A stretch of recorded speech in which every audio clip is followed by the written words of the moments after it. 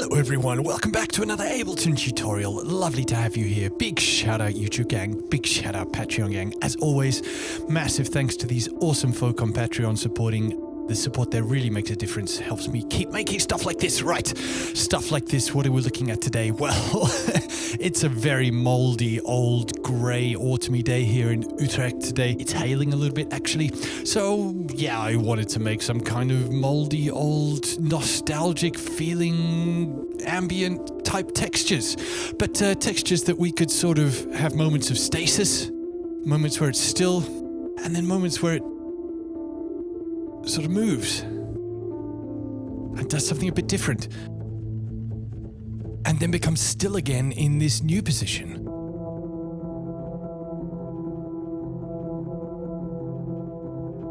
So we're going to look at how to make this rack. We're going to build it from scratch. I'm going to press stop on that.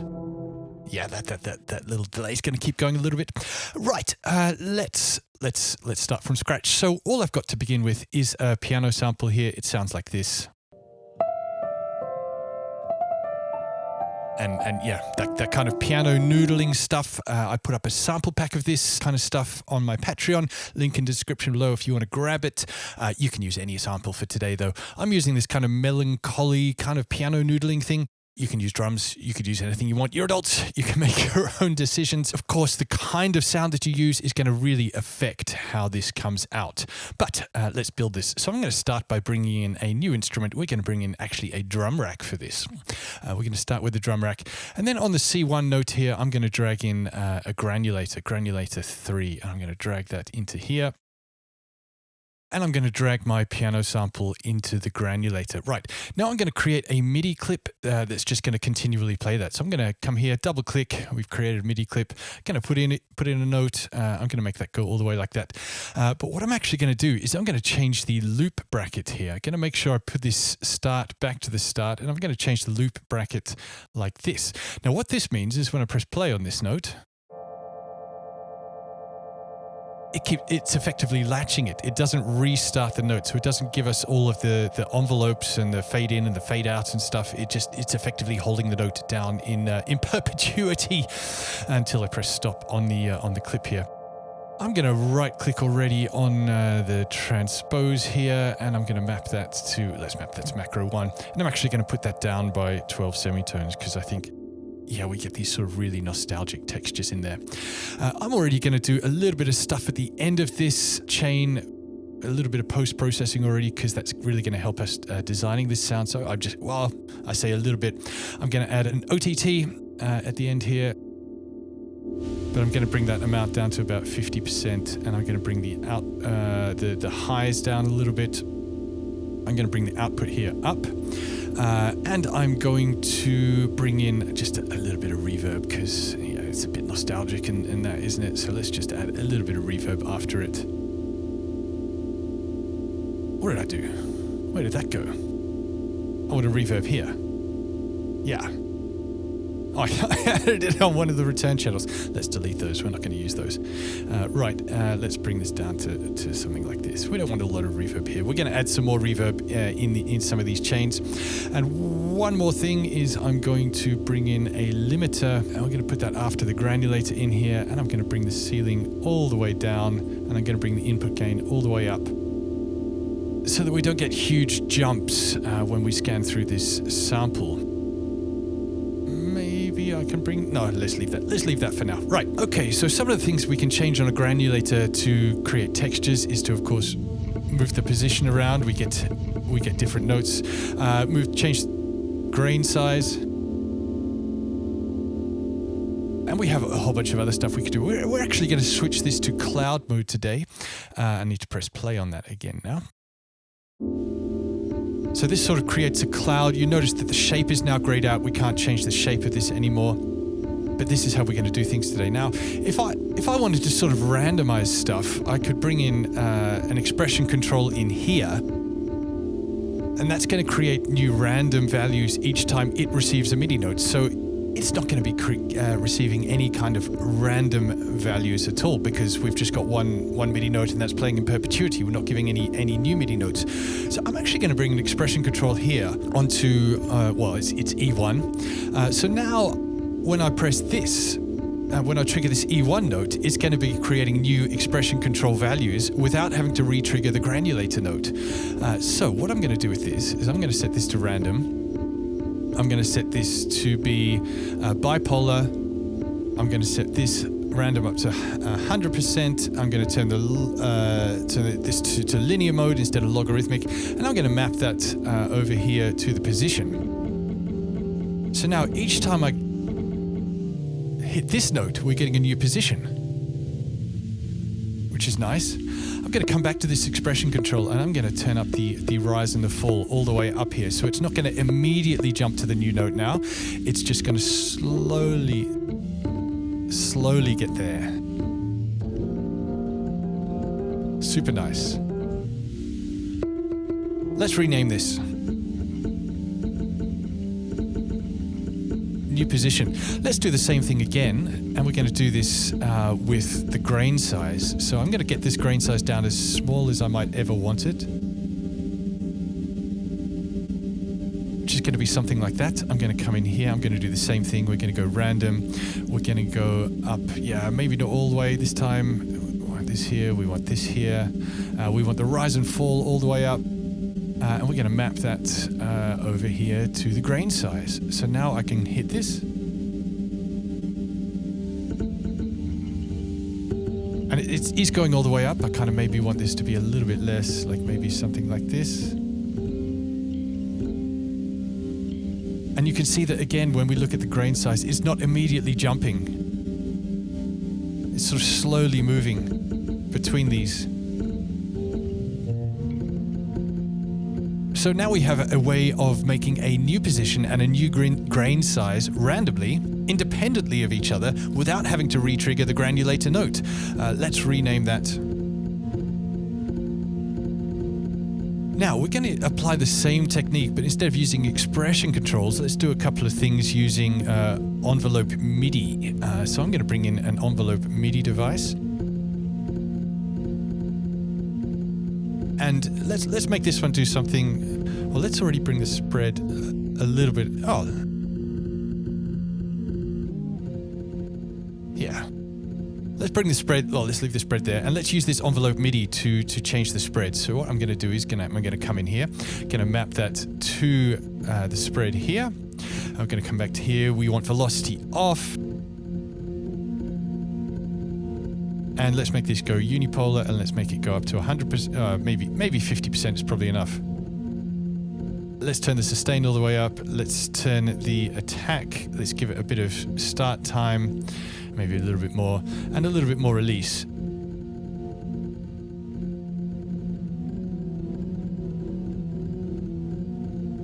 That's kind of fun. Let's maybe make it go a little bit further.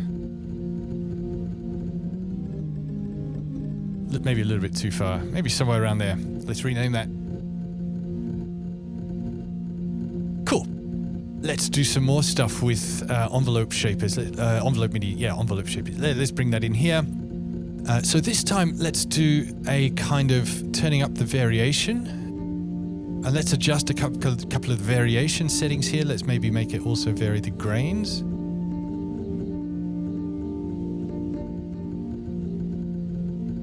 Yeah. Cool.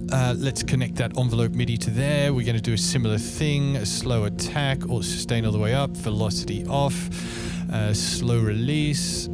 Let's make it even a slower attack, something like that. We want that to go from unipolar and 0 to 100. Come back here and attach that to the variation. Maybe even a slower attack here. I think it's nice if it goes up super slowly.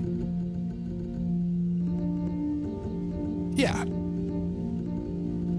Super nice. Right, let's also make that controller send into a delay so that whenever we get this variation, we're also getting some delay happening. So let's bring in audio effects and echo. Echo's going to come in here. We're going to turn the dry wet up to 100%. I'm not going to adjust this. You can adjust this to taste, of course. We're going to bring in a utility in front of it. We're going to turn that utility all the way down. I'm going to come back here to this envelope. So now nothing's getting sent into the echo. Come back to this envelope MIDI. Same thing. We're going to go from here. We want unipolar. We do only want 50%, and we're going to map that to this. So now when I hit this, yeah, it's being sent to the delay. And when we let go, those delays are ringing out and it's slowly fading out. Cool. Let's come back here. Let's group this utility and this echo. Select them both. Command G. Open up this racks here and create change. So now we have a dry and a wet.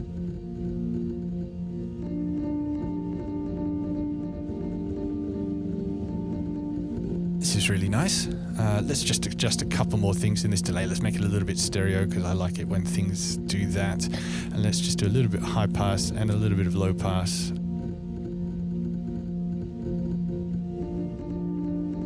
Super nice. Right, let's do another similar thing, but with a reverb. But maybe let's make it sort of a bit more than a single reverb. Let's rename this. So we know where things are. Let's bring in a reverb. Let's use hybrid reverb. Hybrid reverb. You can come in here. And let's... Yeah, so we're going to do the same thing with the dry wet here. Super nice. But let's then also use, what's it called? A spectral blur after that as well. Yeah, so we're going to do the same thing with dry wet on both of these. So let's come to MIDI effects. Let's bring in a envelope. Let's bring that on here. Again, we want a slow attack and we want a slow release. We want the sustain all the way up. We want the velocity off, slower attack. And we're going to set this to be unipolar and 100. We're going to map that to the dry wet here. And we're going to do the same thing with another one here, unipolar, dry wet, and we're going to map that to here.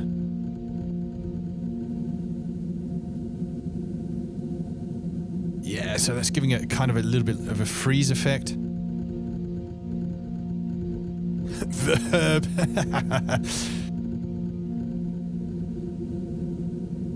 Let's do one more thing here. Of course, you can go crazy. You could map more expression controls here, giving you random movements between other things on the granulator. You can do some cool, super cool stuff there. Let's do one more thing here. On my modular rack, I have the Instruo Aber.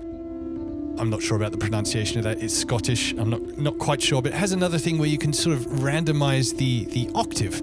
So let's create a situation where we can randomize the octave. I think that's going to be really nice. So what I'm going to use to do that is we want an envelope MIDI that's going to turn the effect on and off. So again, I'm going to come, this time I'm going to turn release to 0, sustain all the way up, attack to 0, velocity off. And in here, I'm going to bring in two LFOs. So an audio effect, LFO, and another LFO. Now the first one of these I'm going to set to be binary.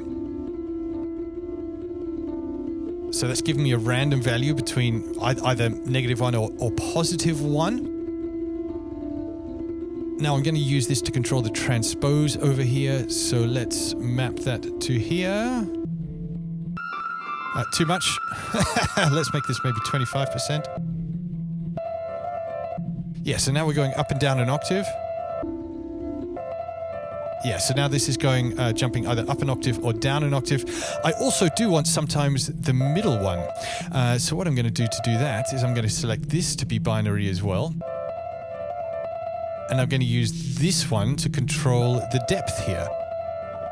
And again, this one I want to be unipolar. I want the depth all the way down.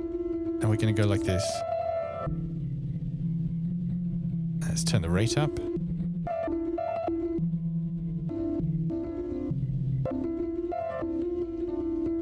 Yeah, so this is a nice effect. So now I'm just going to use this envelope MIDI to turn this LFO on and off. So we're going to change this to be remote. We're going to map that to here. So now, let's increase these rates a little bit more. I think that would be fun. What's controlling this? Oh, the rate there. Yeah. random octave. So now we've got a few different things that we can then control. A new position, new grain size. So we get these moments of stasis, these moments where it stops, and then we can either create a little bit of a movement by giving a new position, a new grain size, or we could use these effects we've made here. Nice.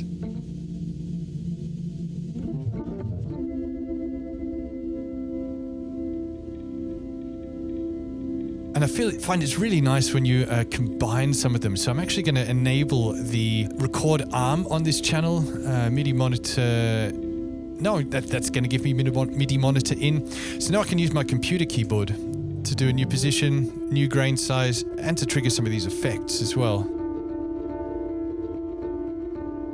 So vary delay. So we're getting a lot of movement. Let's move to a new position. And let's let the delay go.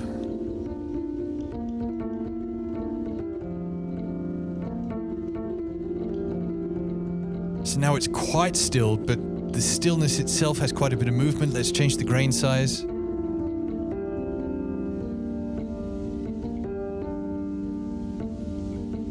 Really nice.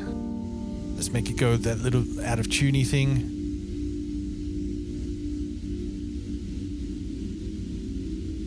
New position.